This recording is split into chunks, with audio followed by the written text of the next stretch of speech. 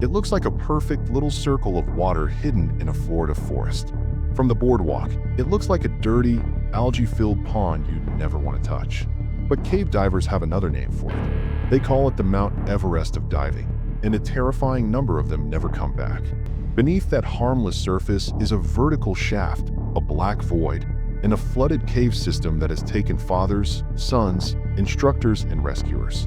If you're sensitive to real-life tragedy, you may want to stop here.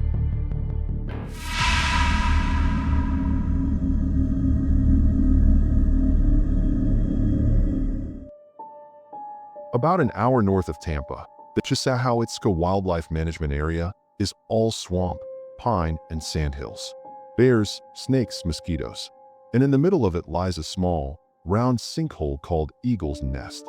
Standing on the edge, you'd swear it was nothing special.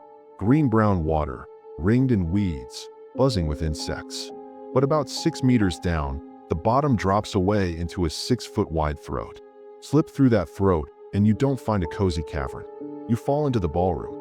The ballroom is a vast, pitch-black chamber, likened to an aircraft hangar carved out of limestone and filled with water. Your torch beam just scratches the darkness. The ceiling and distant walls are lost. The floor is a sloped pile of rock and debris, and from that mound, several tunnels lead off. One upstream, 2 downstream, down to a mapped depth of around 310 feet, or 95 meters. Before any diver chooses a tunnel, they meet the sign. Bolted above the debris pile is a metal plate with a Grim Reaper painted on it, standing over fallen divers.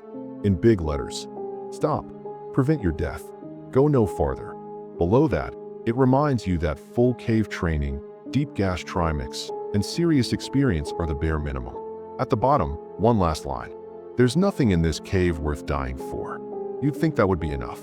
Eagle's Nest proves, again and again, that it isn't. On Christmas Day 2013, Darren and his 15-year-old son Dylan arrived at Eagle's Nest with a special gift: new air tanks, ready to test on a father-son dive. Darren was a certified, experienced diver. Dylan was not, but he went in anyway. Whatever their plan had been, their computers later showed a maximum depth of around 233 feet, 71 meters, on ordinary air.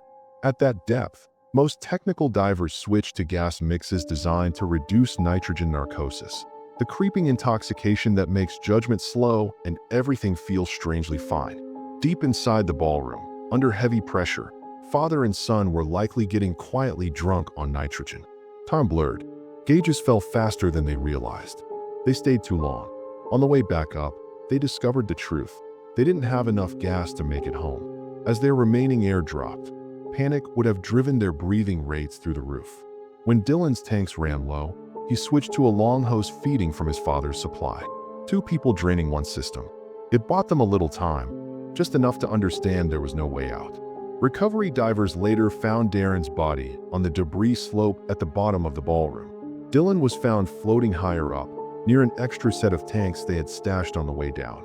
They had staged salvation in the wrong place, then never reached it. The first recorded death at Eagle's Nest followed a similar pattern of quiet disaster. In December 1981, Terry and her husband Larry dove Eagle's Nest with 3 other divers. They had done this dive before. In one tunnel, Terry followed the way she always did, one hand lightly gripping Larry's leg in front of her. Then she let go. When Larry turned, she was motionless in the water. Her regulator hung out of her mouth, bubbles streaming uselessly across her face. He fought to shove it back between her teeth, to restart her breathing. But in the confusion, he lost his grip and watched her disappear into the dark. He burst back to the surface in blind panic and stumbled out onto the boardwalk. Jim listened for a moment, grabbed a single tank and mask, and dropped straight into the hole to try to save a stranger. He never came back either. Rescuers later found both bodies deep in the system. Reports suggest that, like Darren and Dylan decades later, they'd gone far below 60 meters on regular air and succumbed to narcosis and confusion before they could save themselves. Eagle's Nest doesn't just punish scuba divers. It punishes anyone who underestimates it.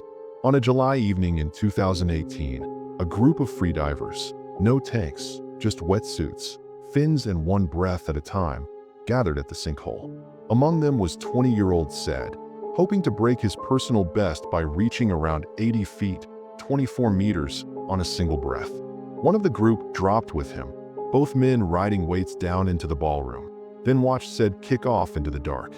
Free dives are short compared to tank dives, usually just a couple of minutes, so the group at the surface expected to see him pop back up quickly. He didn't. When he failed to appear, others plunged in, searching the upper levels on their own breath holds. They couldn't go deep enough.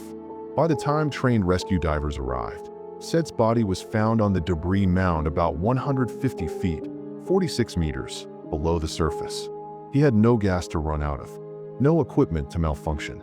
All he had was one set of lungs and a cave that did not care how strong they were. Eagle's Nest doesn't just punish an experience, it punishes any mistake. In 2016, two highly trained technical divers, Patrick and Chris, planned an ambitious deep dive into one of the downstream tunnels. They pre-staged extra gas the day before, checked their rebreathers, and had a third diver, Justin, assigned to monitor their decompression stops. Justin returned to the agreed depth at 3 p.m. No sign of them. He checked again at 3:30. Nothing. At 4, still nothing. By 6 p.m., with no silhouettes on the line and no bubbles below, he raised the alarm. It took a team of rescue divers working through the night to find them. Patrick and Chris were discovered just beyond a tight restriction known as the pit. Data from their computers suggested one of them may have become stuck passing through the narrow section. At some point, one man removed his rebreather. They deployed a long hose and began buddy breathing from a single tank while wrestling with both the restriction and whatever problem had forced them to leave their primary life support system. They died within reach of a bailout cylinder they had placed themselves the day before. What makes Eagle's Nest so dangerous isn't just depth or darkness. It's how small errors, pushing past your true limits, staying a few minutes too long, choosing the wrong gas, getting turned around in bad visibility, have almost no forgiveness down there. On the surface, the sinkhole will always look the same, a quiet, ugly pond in the woods. The Grim Reaper sign will keep telling divers that there is nothing in that cave worth dying for. And every year, some of them will still swim past it and drop into the ballroom, convinced that the warning is for someone else.